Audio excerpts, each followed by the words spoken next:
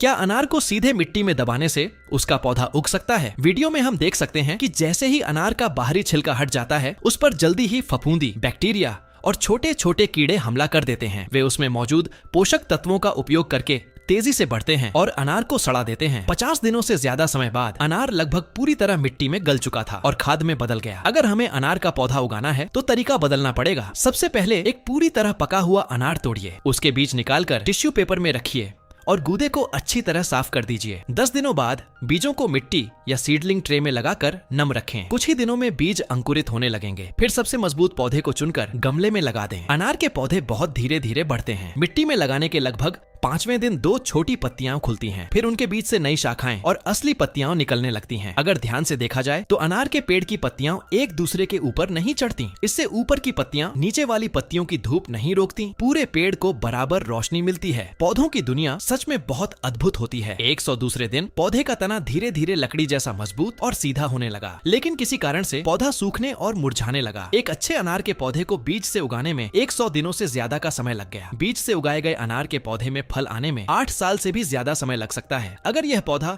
2033 तक जिंदा रहा तो हम इसकी आगे की ग्रोथ भी दिखाएंगे। लेकिन सवाल है, क्या कोई ऐसा तरीका है जिससे अनार जल्दी फल दे सके? बिल्कुल है। सबसे पहले पड़ोसी के फल वाले अनार के पेड़ से कुछ स्वस्थ शाखाएं लीजिए। उन्हें लगभग 10 सेंटीमीटर के छोटे टुकड़ों में काटिए। ध्यान रहे कि हर टुकड़े पर कुछ पत्तियां जरूर हों। अब नम मिट्टी तैयार करके उन शाखाओं को लगा दीजिए। करीब 30 दिनों बाद उनमें जड़ें निकलने लगेंगी। यह तरीका आसान और तेज है, लेकिन इससे मिलने वाले पौधे छोटे होते हैं। इनमें फूल और फल आने में 2 से 3 साल लग सकते हैं। एक और तरीका है, पड़ोसी के पेड़ से उंगली जितनी मोटी और स्वस्थ शाखा चुनिए। फिर एक छोटे चाकू से शाखा पर लगभग 5 से 8 सेंटीमीटर लंबा कट लगाइए। ध्यान रहे कि शाखा पूरी तरह कटनी नहीं चाहिए। अब एक छोटी प्लास्टिक बोतल काटकर उसमें पानी भरिए और शाखा के कट वाले हिस्से पर बांध दीजिए। पानी समय समय पर भरते रहिए ताकि हिस्सा सूखे नहीं। करीब 50 दिनों बाद उस जगह पर जड़ें निकलने लगेंगी। तब शाखा को काटकर मिट्टी में लगा दें। इस तरह नया अनार का पौधा तैयार हो जाएगा। लेकिन इससे भी बेहतर तरीका है एयर लेयरिंग या हाई प्रेशर प्रोपेगेशन। सबसे पहले शाखा की लगभग 5 सेंटीमीटर छाल हटा दें। फिर चाकू से उसकी अंदर की परत को अच्छी तरह साफ करें। यह बहुत जरूरी है क्योंकि इससे पोषक तत्वों का बहाव रुकता है और घाव जल्दी नहीं बढ़ता। अब एक पारदर्शी प्लास्टिक बैग में गीली मिट्टी भरें। बैग में साइड से कट लगाकर उसे शाखा के चारों ओर बांध दें। इसके बाद इंतजार शुरू होता है। 45 दिनों बाद उस जगह पर नई जड़ें उगाती हैं। तब शाखा को नीचे से काटकर अलग कर दें। अब यह एक नया अनार का पौधा बन चुका होगा। इस तरीके से बने पौधों की जड़ें ज्यादा मजबूत होती हैं और इनमें जल्दी फल आते हैं। इसे हाई प्रेशर प्रोपेगेशन कहा जाता है। यह तरीका